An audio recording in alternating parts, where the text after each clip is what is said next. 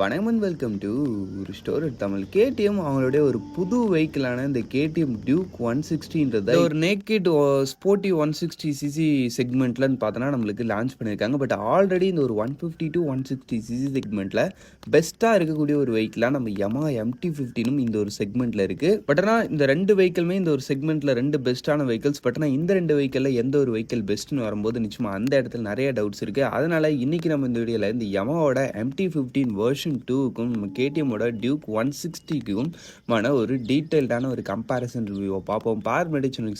Colour subscribe பண்ண ஒரு second spend பண்ணி ஒரு தட்டி விட்டிங்கன்னா அது மாதிரி சூப்பர் 14 ஆட்டோமொபைல் கண்டென்ட்ஸ் உங்களை தேடி வந்துகிட்டே இருக்கும். சரி வாங்க இப்போ நம்ம அதிகமாக அவசரமாக வீடியோக்குள்ளே போகலாம். சரி ஃபர்ஸ்ட் விஷயம் நம்ம எப்போதும் பார்க்குற மாதிரி டிசைன் கம்பேரிசன்லேருந்து ஆரம்பிப்போம். அவங்க டிசைன் வைஸ் பொறுத்தலைக்குன்னு பார்த்தீங்கன்னா நம்மளுக்கு இந்த கேடிஎம்மோட டியூக் 160ன்றதுன்னு பார்த்தோன்னா கொஞ்சம் நல்ல ஒரு யூனிக்கான ஒரு அப்பியரன்ஸ் இருக்கக்கூடிய ஒரு வெஹிக்கிள்னே சொல்லலாம். நம்ம யமா MT-15 கம்பேர் பண்ணும்போது அதுக்கு ரீசன் என்னன்னு பார்த்தோன்னா நம்ம யமா MT-15 நல்ல ஸ்போர்ட்டி லுக்கு இருக்கக்கூடிய ஒரு வெஹிக்கிள் தான். பட் ஆனால் அது நம்மளோட இந்தியன் மார்க்கெட்லன்னு பார்த்தீங்கன்னா ஸ்ப்ரெட் ஆகி போச்சு. நிறைய பேர் வச்சுருக்காங்க. எங்கே பார்த்தாலும் MT-15 மாதிரி ஏகப்பட்ட MT-15 உங்களால் ரோட்டில் பார்க்க முடியும். பட் கேடிஎம்மோட டியூக்குன்னு பார்த்தோன்னா ஓரளவுக்கு ரேர். அதுக்குன்னு இது ரொம்ப ரேர்னு சொல்ல முடியாது. இதுவும் நிறைய பேர் வச்சுருக்காங்க. பட் MT-15 கம்பேர் பண்ணும்போது இது கொஞ்சம் ஆன் ரோட்டில் ஒரு ரேரான ஒரு யூனிக் அப்பியரன்ஸோடய இருக்குன்னே சொல்லலாம். அதனால் டிசைன் விஷயத்துலன்னு பார்த்தோன்னா எனக்கு அந்த ஒரு யூனிக்னஸ் அது மாதிரி ப்ராப்ளம்லாம் கிடையாது. பார்க்க ஸ்போர்ட்டியாக இருந்தாலே ஓகேன்றப்ப உங்களுக்கு ரெண்டு வெஹிக்கிளுமே ஓகே தான். ரெண்டுமே நல்ல ஒரு ஸ்டைலிஷ் டிசைனோட தான் வருது. பட் கொஞ்சம் யூனிக்காகவும் இருக்கணும்,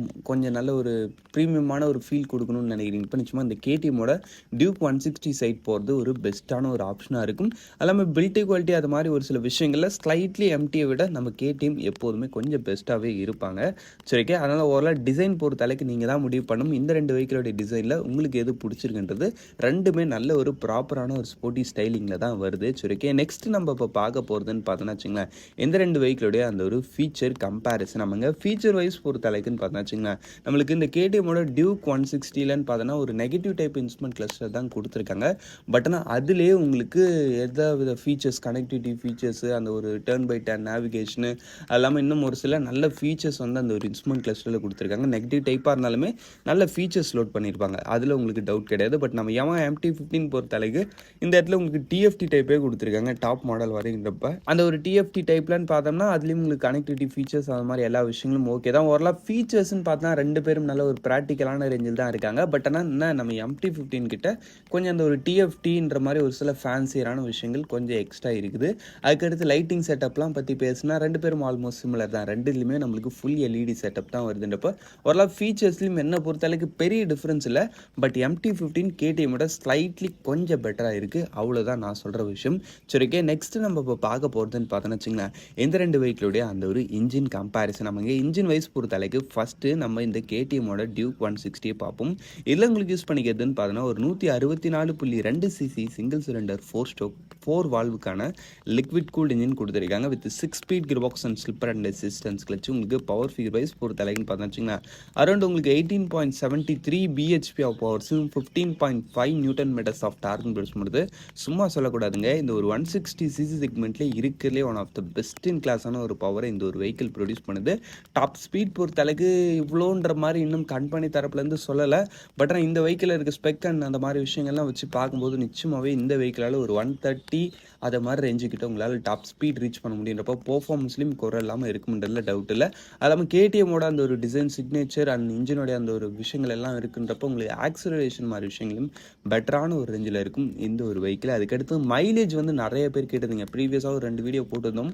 அதில் மைலேஜ் எவ்வளோ தரும்ன்ற மாதிரி கேட்டிருந்தீங்க. மைலேஜ் இப்போதைக்கு ஒரு 38 km வரைக்கும் தரலான்ற மாதிரி சொல்கிறாங்க. பட் நீங்கள் ஒரு டீசென்டான ரேட்டிங்ஸில் மெயின்டைன் பண்ணுறப்ப ஒரு 35 to 40 அதை மாதிரி ரேஞ்சுக்குள்ளே நீங்கள் எதிர்பார்க்கலாம் டீசெண்டாக ஓட்டுறீங்கப்ப. சரிக்கே நெக்ஸ்ட்டு நமக்கு இந்த யமாவோட MT-15 பொறுத்தளவுக்கு இதில் உங்களுக்கு யூஸ் பண்ணிக்கிறது ஒரு 155cc சிங்கிள் சிலிண்டர் 4 ஸ்ட்ரோக் 4 வால்வுக்கான லிக்விட் கூல்ட் இன்ஜின் தான். இந்த இடத்துல உங்களுக்கு 6 speed gear box and slipper and resistance clutch தான். ஓவராலாக இன்ஜினோடைய அந்த ஒரு ஹார்ட்வேர் வைஸ் பொறுத்தளவுக்கு ரெண்டு பேரும் ஒரு சிமிலரான ஸ்பெக்கில் தான் இருக்காங்க. உங்களுக்கு பவர் ஃபிகர் வைஸ் பொறுத்தளவுக்கும் இந்த இடத்துலன்னு பார்த்தோன்னா உங்களுக்கு 18.1 BHP and 14.1 newton metres of torque slight difference தான். பட் இருந்தாலும் கேடிஎம் கொஞ்சம் லீடு எடுக்கிறாங்க. அதில் உங்களுக்கு டவுட் கிடையாது. அப்படின்றப்போ ஓரளவு பவர்னு பார்க்கும்போது கேடிஎம் கொஞ்சம் ஒரு பெஸ்ட்டான ரேஞ்சிலே இருக்காங்க. டாப் ஸ்பீடுன்னு பார்த்தோன்னா இந்த வெஹிக்கிளாலையும் ஆல்மோஸ்ட் ஒரு 130 km/h தான்.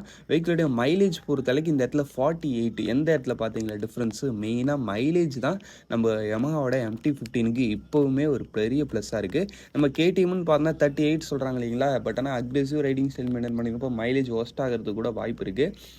பட் MT-15ல அந்த ஒரு VVA டெக்னாலஜி இருக்குன்றப்ப நீங்கள் ஒரு டீசெண்டான ரைடிங் ஸ்டைல் மெயின்டைன் பண்ணிக்கிறப்ப ஒரு சூப்பரான மைலேஜும் தரும். அட் த சேம் டைமில் உங்களுக்கு பெர்ஃபார்மன்ஸ் நீட் தேவைப்படுற இடத்துல உங்களுக்கு பெர்ஃபார்மன்ஸையும் கொடுக்கக்கூடிய ஒரு நல்ல இன்ஜின். அதனால் எனக்கு கொஞ்சம் மைலேஜும் வேணும், பவரும் வேணும்னு சூஸ் பண்ணுறீங்கன்னா நிச்சயமாக நீங்கள் இந்த யமஹாவோட MT-15 சைட் போகிறது நல்லது. பட் ஆனால் ஒரு பெஸ்ட்டான ஆக்சலரேஷனோட ஒரு வெஹிக்கிள் வேணும்னு நினைக்கிறேன். இப்போ KTM சைட் போகிறது ஒரு பெஸ்ட்டான ஆப்ஷனே சொல்லலாம்.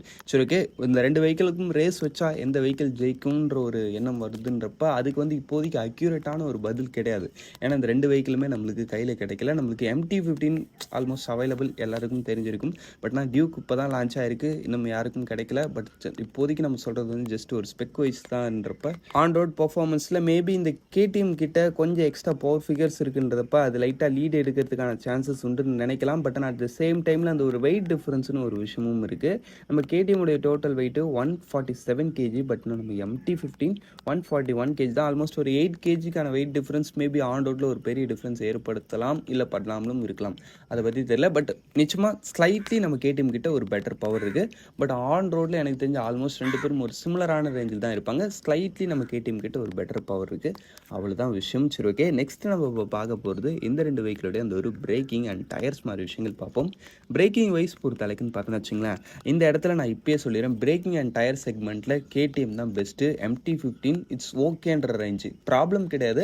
பட் ஆனால் KTM கிட்ட இருக்கிற அளவுக்கு இல்லை. ஏன்னா KTMல ஃப்ரண்ட்டில் வந்து உங்களுக்கு 320mm டிஸ்பிளே கொடுக்குறாங்க, பின்னாடி வந்து 230mm டிஸ்பிளேக்கு வித் ஸ்விட்சபிள் ABS-ஓட கொடுக்குறாங்க. பிரேக்கிங்கில் பக்கா. அது இல்லாமல் டயர்ஸ் வைஸ் பொறுத்த வரைக்கும் ஃப்ரண்ட்டில் வந்து 110/70 செக்ஷனு, பின்னாடி பார்த்தோம்னா வச்சுங்களேன் உங்களுக்கு 140/60 செக்ஷனுக்கான நல்ல பெரிய நல்ல அகலமானதெல்லாம் நல்ல ஒரு கிரிப் இருக்கக்கூடிய ஒரு சூப்பரான டயர் ஸ்பெக்கு அண்ட் பிரேக்கிங்கும் பக்காவாக இருக்குன்றப்ப ஓவராலாக right and handling and stability மாதிரி விஷயத்தில் KTM ஒன் ஆஃப் த பெஸ்ட்டாகவே இருக்கிறாங்க இந்த செக்மெண்ட்டில்.